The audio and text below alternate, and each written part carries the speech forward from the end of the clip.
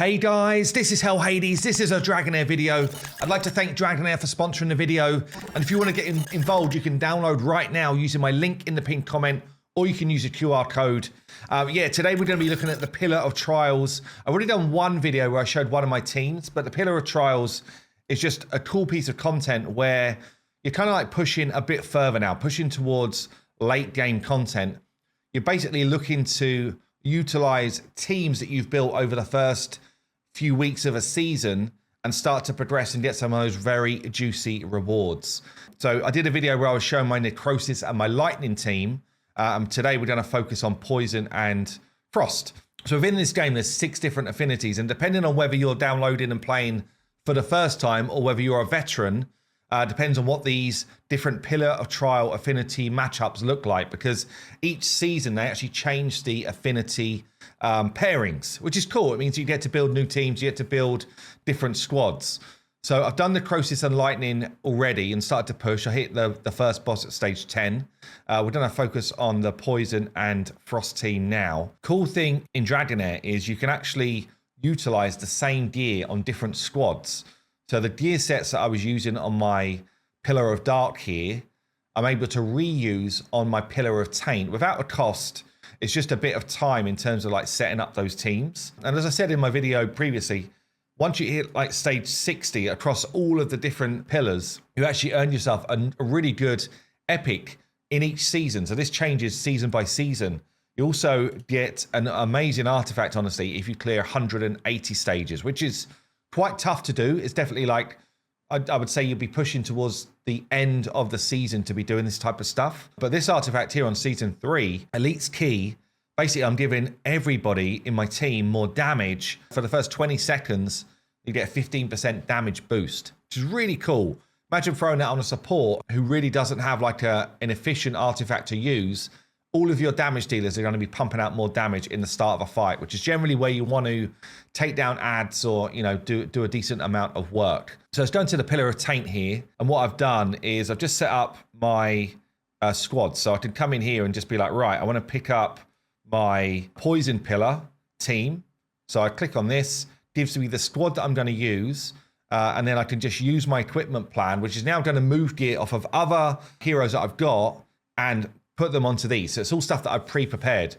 Cool thing about this game is there's loads of viable rares and definitely tons of viable epics. In fact, the lifeblood of my teams is epics.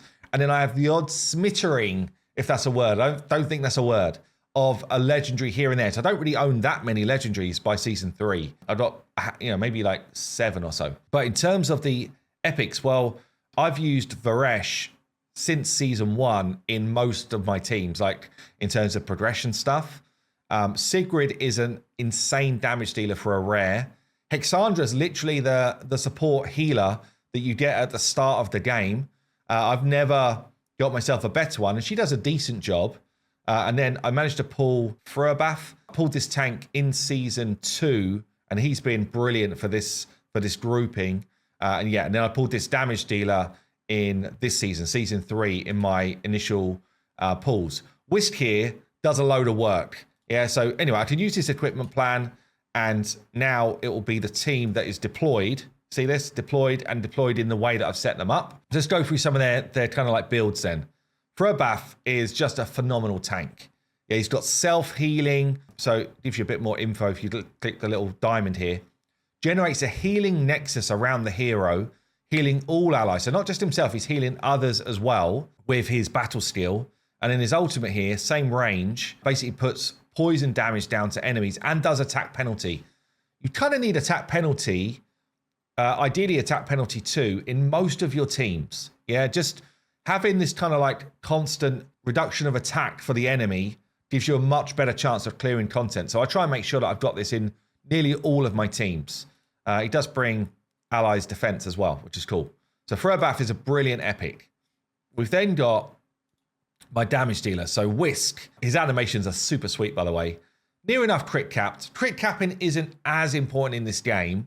I want it crit capped, but it's not as important because you do so many attacks. It's not like you're doing one ability and then that's it. You're constantly attacking. So, you know, if you're critting like 85% of the time, that's still good. I would love it to get to 100, and I'm kind of working on my gearing at the moment. He's level 95. That's generally good enough for most of these kind of like team-based comps until you get towards real endgame.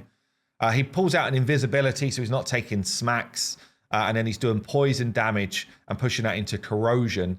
He's scaling from attack as well. And then his ult, so again, invisibility's up. He gives himself attack up, and then he hits 7 times. He just does kind of like spinning around doing all this stuff. No one's seeing him coming, and he does a ton of damage. So he's actually a really fun legendary. I've got Varesh, who is holding my Witch's Remain. This is probably the most powerful legendary artifact in the game because it puts defense penalty on the targets that you hit.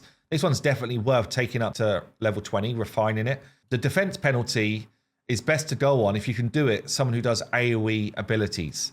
And my Varesh here does that. Varesh is a cool support because he's kind of like a damage dealer stroke support champ. He's got this ability here, putting out cold damage to 3 enemies on his battle skill. When dealing damage, 50% chance of dispelling 1 buff. Very cool. And then he's got this grid-wide ult, which is going to do 3 hits.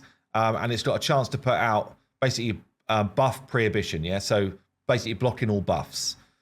This sets up, the fact this is going to hit everybody, sets up that Witch's Remain, the artifact. But it also sets up my damage dealer, Sigrid. Because Sigrid has got an ult which will do more damage if enemies have got debuffs. And so what? Not necessarily more damage. It hits everybody that's got debuffs. So if there's no debuffs out there, it will target 1 person. If there are, it will target all of them. And what we've done here is we just made sure that we've got our timing so that we will basically hold this ult until Varesh does his ult. And that way we get the maximum benefit out of Sigrid. So really, really cool. Trying to crit cap again. I need better gear, but crit capping would be better. And then obviously pumping damage stats. The artifact here, we've got the wearer gains an additional attack for every 1 accuracy they've got. So we do have some accuracy in the build to give us some damage there. And then my Hexandra here, basically in there for support and healing. So got the ability to dispel and heal. And then we've got this ult, which basically dropping heals on all of your front line, which is cool. For a support, for a rare, actually does a decent job. You know, the artifact we've got here improves to healing, which again is pretty damn good. So we're starting off on level 1. I guess what I'll do is I'll let this play through. I'll talk you through the kind of setup initially. And then we'll see if we can get to level 10 like I did in my other team, which I'm hoping I will because of my levels and stuff. Sigrid, actually Sigrid, oh, Whiskey's just going through the lot. Yeah, actually my timing's a little bit off, so I'd much rather Sigrid was dropping ults after Varesh. But I think it's okay because I think when we get to these later waves, it does, let's just see if it does tie up. Now Sigrid's actually going a little bit early. So actually what I want to do to refine this team more, and this is on me for builds, I need to just basically slow down Sigrid.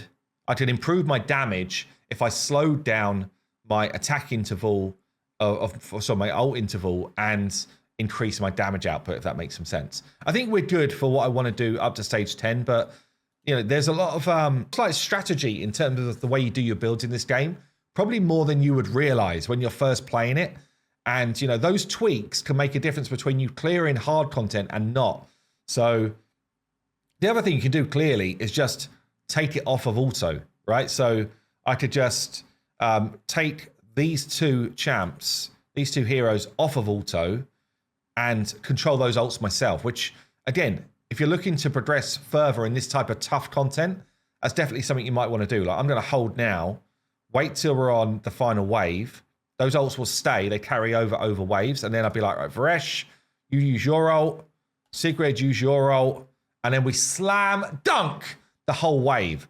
So that's what I'm going to be doing for this content whilst you watch it through. So what I'll do is I'll let it play through and let's see how far we get. Okay, so we're on to stage 10 here. You see the way I can speed it up if I'm just doing stuff that I feel like I'm pretty comfortable to do. But even at stage 10, these enemies now go up to level 90. This is really tough content if you don't have like well-built teams. And it's more about team comp than rarity of hero and all that type of stuff. It's just having good synergies. But here we go. First time fighting stage 10 boss. Let's just slow this down. I'm going to hold my ults back here, like I said in the earlier part of the video. So as long as we're keeping like attack penalty and defense up, I think we should be good. I want to hold my ults until we've got debuffs everywhere on my main 2. Here we go, Varesh, Unleash. So we should clear these side ads out now with this. Did we? Oh, no, we didn't. Damn. They are actually pretty tough. What's my damage looking like here? Actually, Whisk and Sigrid doing similar levels of damage. Okay, we cleared the side ads. This should now be a home run. Look at the way my support team is just doing work. Yeah, even with Hexandra in there, we're just kind of fine. So keeping attack down on, keeping defense down on, blocking buffs, all of these things are great. And basically all we're having to do is deal with poisons on us, which over time is going to ramp up damage, but I think we're going to be good. We've got the corruption on, and that is going to be a stage 10 takedown now on 2 of the pillars, which for this stage of the season, I'm pretty damn happy with. And I know that this team can go a bit further as well. So anyway, look, there you go. Another kind of like blast of Dragonheir for you. Hope you enjoyed the video. Don't forget you can download using the link down below or the QR code.